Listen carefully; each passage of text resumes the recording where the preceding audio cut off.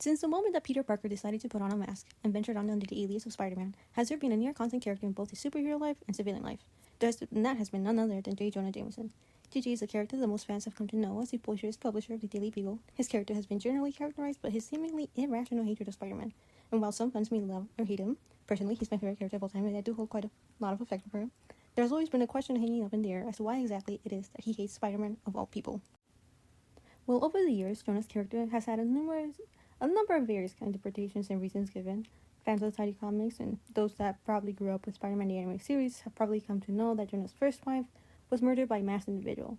Some fans may assume that it's simply because he hates all superheroes, or that he really is just a businessman at heart, and it's all just an act to get himself to sell more newspapers.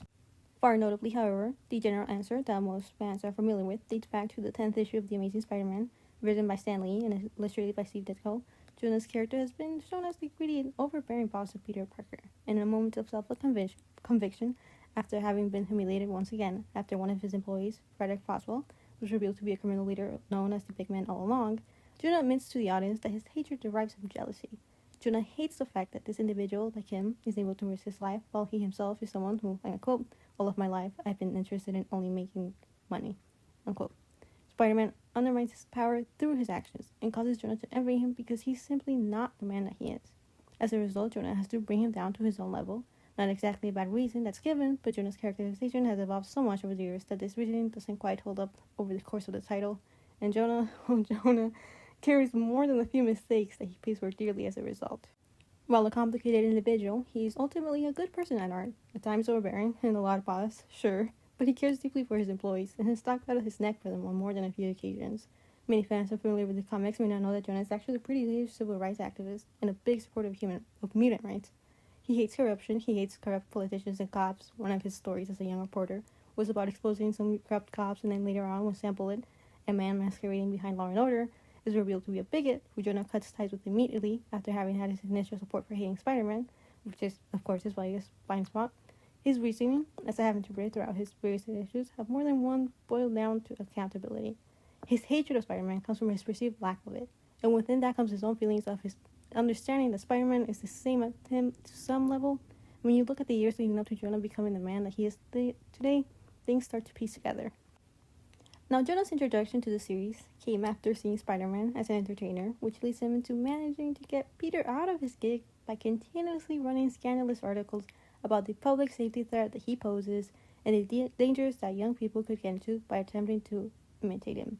Interestingly enough, in Amazing Spider-Man Fantasy 18, there's an added reason as to why he hates him, chalked up to basically Spider-Man indirectly getting Jonah's son off the show that would air. These were supposed to fill in the events of the original fantasy within Ditko's era. Jonas goes on to argue that he's taking away recognition of real heroes such as his son, John Jameson, the astronaut, which he's very proud of. This initial reasoning is seen directly contradicts the explanation given by Stan and Ditko in issue 10. The justification of his anger by fears of public concern or by jealousy just simply isn't strong enough to justify what he does to get rid of this perceived threat. Jonah's often neurotic and sometimes compromising sense of journalism leads him to outlandish plans of getting rid of this menace, as he calls him. He dishes out money to fund the creation of the Scorpion alongside the Spider Slayers by Spencer Smythe, technically Smythe approached him first, and the one-off Spider Slayer by Marla Madison, who ends up as his second wife, interestingly enough. These are all not inconsequential, as the Scorpion incident would loom over him for the next several years, causing him to step down as editor-in-chief to none other than his right-hand man, Robbie Robertson, after being potentially blackmailed for it. After Spencer's death, his son, Alistair Smythe, ends up taking up the mantle, blaming Jonah for his father's death, and in an issue years later will come to kill Marla. The Human Fly and Freddie Foswell Jr. are among some of his other misgivings. But then, in 2003, Seb Welch would write an issue for Spider-Man's Tangled Web titled Behind the Mustache, issue 20 of the series, delves into Jonah's personal backstory.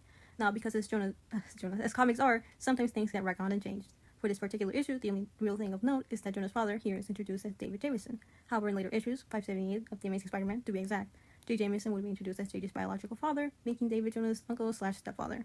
In a later issue, it is explained that way as Jonah having been left by Jay in David's care for the foreseeable future. And behind the mustache, Jonah, after having an incident that ends with him in the hospital, is ultimately forced to go to therapy to handle his anger issues. Finally, here we follow some back and forth between Jonah and the therapist, and it's revealed that Jonah's childhood was anything but happy. Jonah lived under the roof of a war veteran who was seen as a hero by the community at large. However, behind closed doors, he was a drunk who repeatedly abused Jonah and his own wife. The abuse led Jonah to be an angry child who was time and time again compared to David by those around him and their expectations of him, which also led him to act out and committing arson at one point. We love that for him. Jonah's notion of a hero here becomes twisted. His trust in the title means little to him because ultimately anyone calling themselves that is hiding something behind closed doors. When the therapist prods on him whether he saw that in Spider-Man, if he saw someone who also has something bad to hide, and as he then attempts to lead that conversation into his own view of himself, then we get the revelation that Jonah's first wife, Jameson, died at the hands of a masked robber at a time where Jonah was away in the Korean War, as a journalist trying to prove to David that he wasn't scared. His guilt over it eats away at him because he couldn't have been there and she died all alone, noting that, and I quote, "No one's a hero, Doc, especially not me," unquote. In a way, we are dealing with someone who has been personally affected by mass individuals, both literally and figuratively. In Spider-Man: John and Thunder by Christopher L. Bennett, who offers one of my favorite reasons as to why he hates him, Jonah reflects on his upbringing and everything that David did out of public view. He thinks about what it is that keeps everyone in check. He conquers that it's society, the innate fear that you will be shamed or lose something of value to you. And I quote, "It's our fear of not getting away with it that keeps us under control," unquote. Jonah recalls on seeing him for the first time, and in some bizarre way, they were both the same. They both started out as money grabbers, and by that logic, that's Jonah, despite coming a long way from the man he was initially, is still wanting to profit our heart. The Spider-Man is still playing the hero bit to get something out of it. What is that separates them is that Jonah doesn't wear a mask, and he will face repercussions if he were to attempt anything out of line, which he kind of has. I quote, "Jameson would never tell Robbie, would never tell anyone, but that was the real reason he hated and feared Spider-Man, because he understood him, because he knew that, deep down, they were the same. Heaven helped them both," unquote. While Jonah's faults sometimes are rooted in his own personal insecurities, most of the time in Spider-Man, leading to his belief that he was jealous of Spider-Man, his understanding of himself is that he is greedy and that his underlying motives have been motivated by profit. He still thinks of himself as a good man. He wants to believe so as well, but Spider-Man's presence destroys this idea of himself. The qualities that Jonah sees in Spider-Man, he does not see in himself. Jonah's belief of jealousy for Spider-Man isn't necessarily wholeheartedly outdated because it still works within the narrative as something that Jonah thought he was. He thought he was jealous of him. But as time passed on, he came to a realization that encompasses his previous reasoning. Meanwhile, as Adam Torcastro writes in Derek Conway's web series Unauthorized Essays of Your Friendly Neighborhood Spider-Man, Jonah's reluctance to back down is due to the humiliation that comes from his own campaign on his livelihood and his career. He has to double down because Jonah's own stubbornness and of course his pride keeps him from his stance.